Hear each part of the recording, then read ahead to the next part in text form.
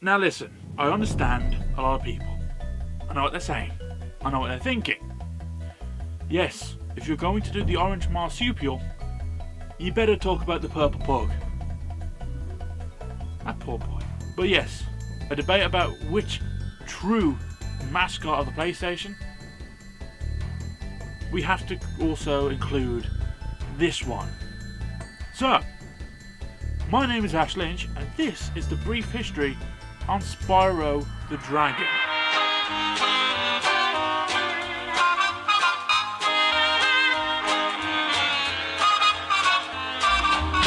So let's start at the beginning.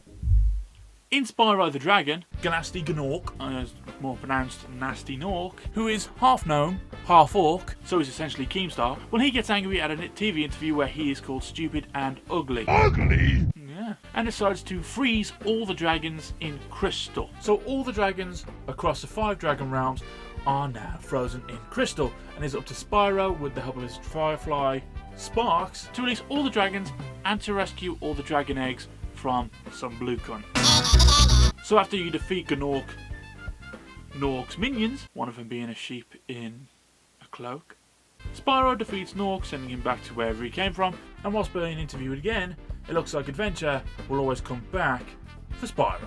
So, in Spyro 2, which is called, will always be called, Gateway to Glimmer, fucking Yanks, Spyro decides that he and Sparks are going to go on a holiday to the Dragon Shores. However, on travelling through a portal, he ends up in Avalar. Not Avatar, Avalar. There's a difference. Brought there by Elora the Fawn, Hunter the Cheetah, and the Professor. This is due to them accidentally summoning a warlock called Ripto. So they decided to summon a dragon, because Ripto hates dragons, to take care of Ripto and restore Avalar to its glory. Sound good? Well, in the final battle, Ripto gets...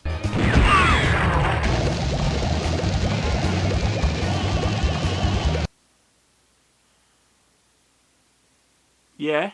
And Spyro continues to his vacation to the Dragon Shores. In Spyro 3, Year of the Dragon, the final game within the original Spyro franchise, they're celebrating the Year of the Dragon, when all of a sudden, all the dragon eggs get kidnapped and taken by Bianca, a rabbit, and all of her minions, the Rhinox, Rhinoc, for an evil sorceress to then spread them around all 4 realms. Hang on a minute. Why would you kidnap them and take them just to ditch them off somewhere else? I don't get that. Well, at least Spyro's not on his own. Now, he gets to meet Sheila the Kangaroo, Sergeant Bird, Bentley the Yeti, and Agent 9 the Monkey. Remember what I said earlier about me not getting why they would scatter all the eggs? Well, it turns out the sorceress isn't after the baby dragon eggs, nor the baby dragons. The sorceress is actually after the dragon's wings, so that she can create a spell of immortality. After learning about this, Bianca goes, "Oh shit, I fucked up," and decides to turn on the sorceress and becomes good. Way! It's a bit too late, but never mind. Spyro's on the scene. And with this, Spyro beats her. But you have to beat her a second time as well to completely finish the game. But when you do beat the sorceress for the second time,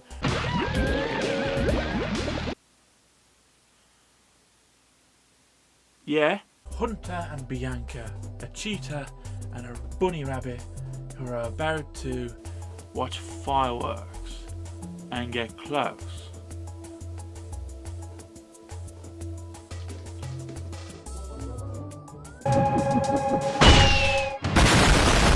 But now, as I said, that was the final game of the original trilogy, the original franchise. We are now going off platform with Spyro Season of Ice. Oh God, you wouldn't belong getting frostbite. You see, Spyro, Sparks, Hunter and Bianca are now on holiday.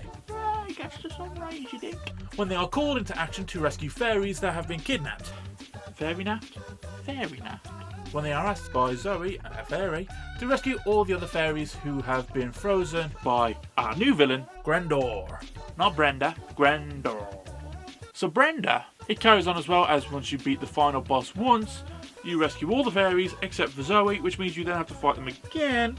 But have no fear, because once you beat Grendor the second time, Zoe's actually free and gets rid of Grendor's headaches, which seemed to be the problem in the first place. Sorry, what? But don't worry, this game did get a sequel. In Season of Flame, Spyro is called to recover stolen fireflies which have been scattered across the Dragon realms, following the plans of Ripto,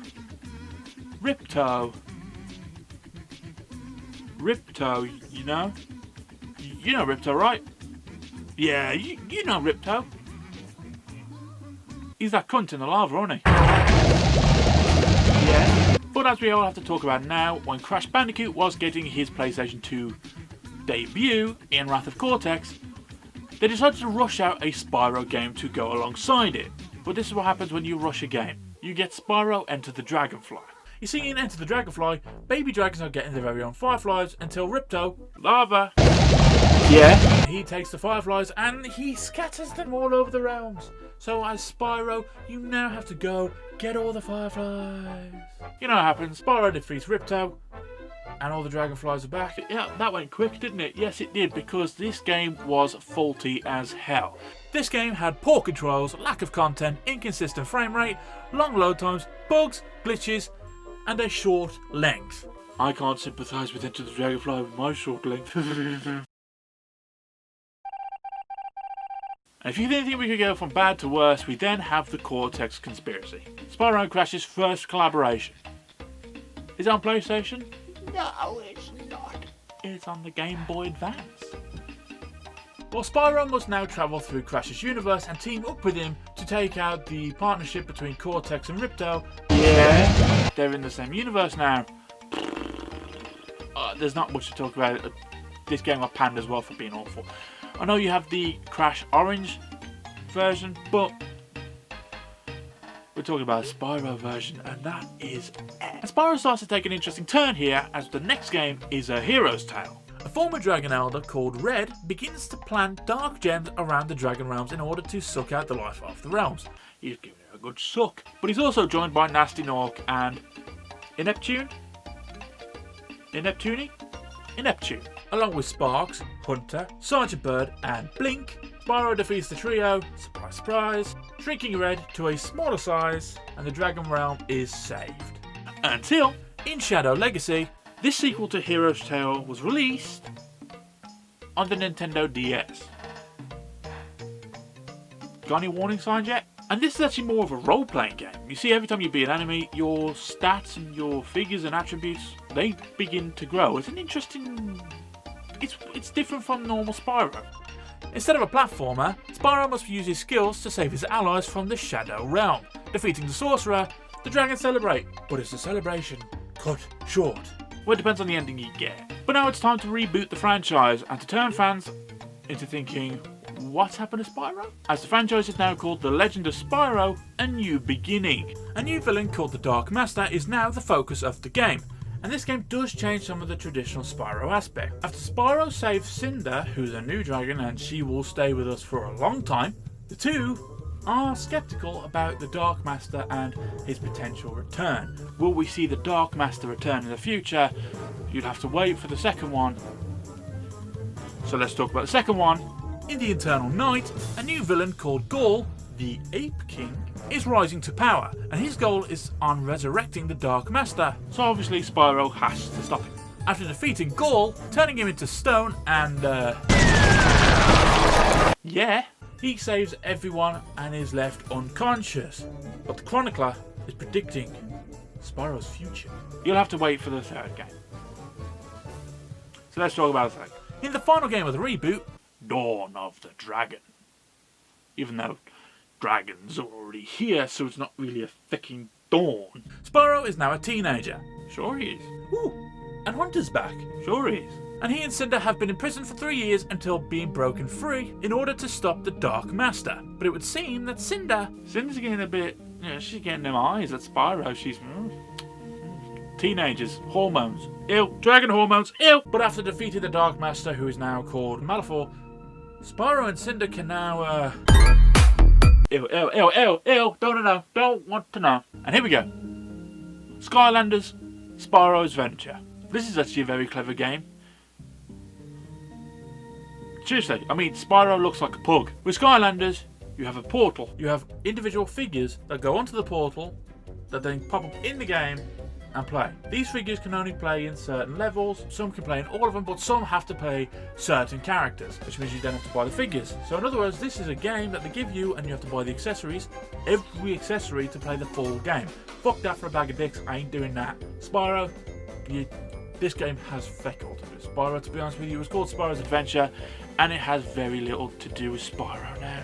But after an insane trilogy for Crash Bandicoot on PlayStation 4, fans were left wondering, motherfucker, where's Spyro? And we were gifted with Spyro The Reignited Trilogy. And everyone loved it. And to be fair, it's alright. It has its faults, but everything does. But we got Spyro brought back. Even if they got rid of Gateway to Glimmer and just called it Ripto's Rage, which is still annoying, it's called Gateway to Glimmer. It sounds better than Ripto's Rage. Gateway to Glimmer. But that's it! That's all for Spyro at the moment. We haven't seen Spyro since the Reignited Trilogy. Yeah, sure, the Reignited Trilogy was good, but fans are still clamouring for something new from Spyro. With this Reignited Trilogy and Crash Bandicoot 4 being released, are we thinking we're going to see Spyro the Dragon 4? Are they going to reboot from the beginning just like they did with Crash Bandicoot? Who knows? We don't. Do you know?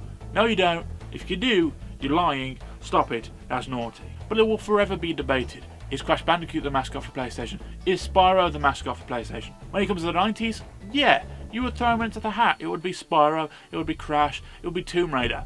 But I'm not going to talk about Tomb Raider next. But when it comes to platformers on PlayStation, when you have Crash Bandicoot and you have Spyro, these bright, colourful worlds, somewhere, an old soldier laying rest, while around him, the towns, the lands, they're all being hoarded by zombies and monsters. But if you want that one, let me know.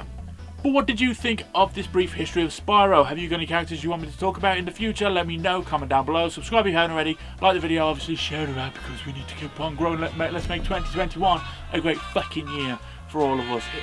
Thank you so much for tuning in, thank you so much for watching, I'll catch you in the future. This has been Ash Lynch and this was the brief history of Spyro the Dragon.